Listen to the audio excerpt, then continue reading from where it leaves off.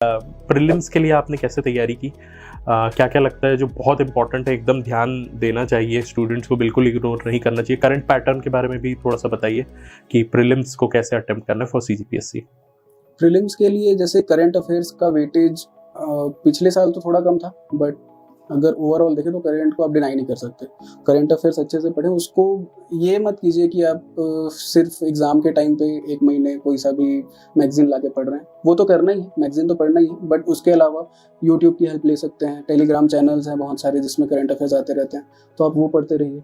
तो उससे थोड़ा सा आप मेंशन भी कर दीजिए कौन कौन से हैं, ताकि अगर कोई एकदम नया आया हुआ है तो उसको पता चल जाए कि कौन से चैनल्स हैं जहाँ पर आप देखा करते थे, यूट्यूब पे भी, टेलीग्राम पे भी। हाँ, मैं यूट्यूब पे एक कंपटीशन कम्युनिटी करके एक चैनल है, उसका करंट अफेयर्स का वीडियो देखता था छत्तीसगढ़ के लिए। वो बहुत मेरे को बेनिफिशियल लगा, क्योंकि अगर ऐसा होता है ना कि जैसे कोई मैगजीन हम लोग पढ़ रहे हैं लास्ट टाइम पे, तो वो बहुत नया नया लगता है कि ठीक है, लेकिन हम लोग अगर कोई वीडियो देख रहे हैं या फिर पहले से ही तैयारी कर रहे हैं उस चीज़ की, तो लास्ट टाइम पे वो नया नहीं लगेगा, बल्कि ऐसा लगता है कि हाँ ये चीज़ मैंने पढ़ी हुई है। तो अगर मान लो 10 क्वेश्चन आ रहे हैं करंट अफेयर से, तो एक या दो आपसे छूटेंगे, बाकी सारे आप अच्छे से अटेम्प्ट कर लोगे और एकदम मतलब कॉन्फिडेंस के साथ आप उसको अटेम्प्ट करोगे।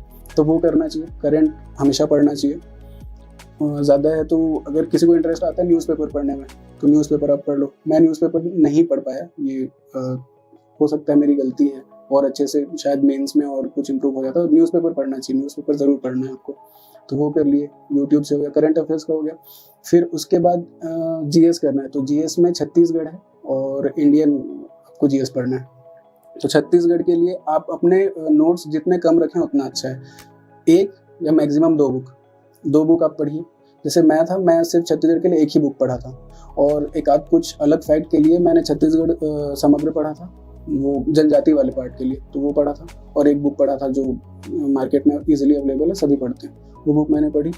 फिर इंडियन जीएस की बात है, तो इंडियन जीएस के लिए जैसे मैं बताया कि मैं कोचिंग उस टाइम पे कर रहा था, कुछ 6-7 महीने कोचिंग मैंने किया था सीरियसली। तो उस टाइम पे इंडियन पोर्शन पूरा कंप्लीट हो गया था, तो इंडियन मैंने अपने कोचिंग नोट से ही पढ़ा था, तो वो था। मैं इसीलिए बार बार बोलता हूँ कि बहुत सारी चीज़ें पढ़ने की जगह आप ऐसे नोट्स अगर हैं जिसके ऊपर आपको फेथ है, और जैसे आप टेस्ट सीरीज दे रहे हैं उसमें से कवर हो जा रहा है, आपके नोट से सारे क्वेश्चन कवर हो जा रहे हैं, तो उससे ज़्यादा बाहर जाने की ज़रूरत ही नहीं है। तो आप ये कर लीजिए, है ना। उसके बाद आपको लगता है कि आप पूरा सिलेबस आप पढ़ चुके हो, छत्तीसगढ़ का भी पढ़ चुके हो, इंडियन पढ़ चुके हो, करंट अफेयर्स पढ़ चुके हो, तो आप ये कभी मत सोचिए कि 100% जब तैयारी हो जाएगी तभी मैं करूँगा, तभी मैं टेस्ट सीरीज लगाऊंगा, क्योंकि 100% तैयारी जैसा कुछ नहीं होता है। ये मिथ है, बिल्कुल मिथ है कि मतलब एकदम 100%। आपको थोड़ी पता है कि कौन सा क्वेश्चन आने वाला है, कौन सा क्वेश्चन नहीं आने वाला है। अगर 100% तैयारी सबकी हो जाएगी तो फिर किसी का नंबर कम क्यों आएगा, कम या ज़्यादा क्यों होगा, फिर सिलेक्शन में फिर आप किसी को अलग कैसे करोगे। तो ये कभी मत सोचिए कि 100% तैयारी हो जाएगी आपको। हाँ, एक बार सिलेबस कंप्लीट हो गया है, ये पता चल गया आपको सिलेबस, आपको थोड़ा सा कॉन्फिडेंस आ गया, तो आप टेस्ट सीरीज लगाना चालू कर दो। टेस्ट सीरीज आप और ऐसा भी टेस्ट सीरीज में नहीं करना है कि 5-6 टेस्ट सीरीज लगा रहे हैं, उससे टाइम वेस्ट भी होता है, रिवाइज करने का मौका नहीं मिलता, टाइम नहीं मिलता है। उससे अच्छा आप 2-3 टेस्ट सीरीज जो अच्छे हैं आप वो कर लीजिए। और जैसे एग्ज़ाम के टाइम का एग्ज़ाम पैटर्न होता है ना कि 2 घंटे, फिर उसके बाद बीच में गया फिर से 2 घंटे, तो वो आप कीजिए प्रीलिम्स के लिए। फिर मेंस का भी आपको करना है, तो मेंस के लिए फिर जैसे ही प्रीलिम्स ख़त्म हो, प्रीलिम्स के बाद, क्योंकि प्रीलिम्स के पहले भी आपने 1-2 महीने पहले आपने मेंस पढ़ा है, तो वो एक बार रहता ही है दिमाग में।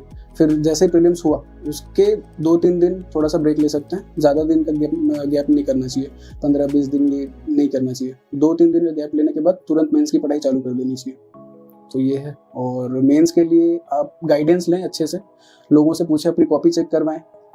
कोई सेलेक्टेड है उससे कॉपी चेक करवा सकते हैं, या फिर कोई टीचर है जो आपको लगता है आपकी कॉपी अच्छे से चेक करेगा, उससे आप चेक करवाइए। और बहुत ज़्यादा लोगों से चेक करवाने से बचना है, कि मतलब क्योंकि सबके अपने अपने ओपिनियन रहेंगे। आपको अपना स्ट्रेंथ समझना पड़ेगा कि आपको कौन से सब्जेक्ट में ज़्यादा कमांड है, उसको उस कमांड को बना के रखना, और जिसमें कम कमांड है उसको अच्छे से और पढ़ना है।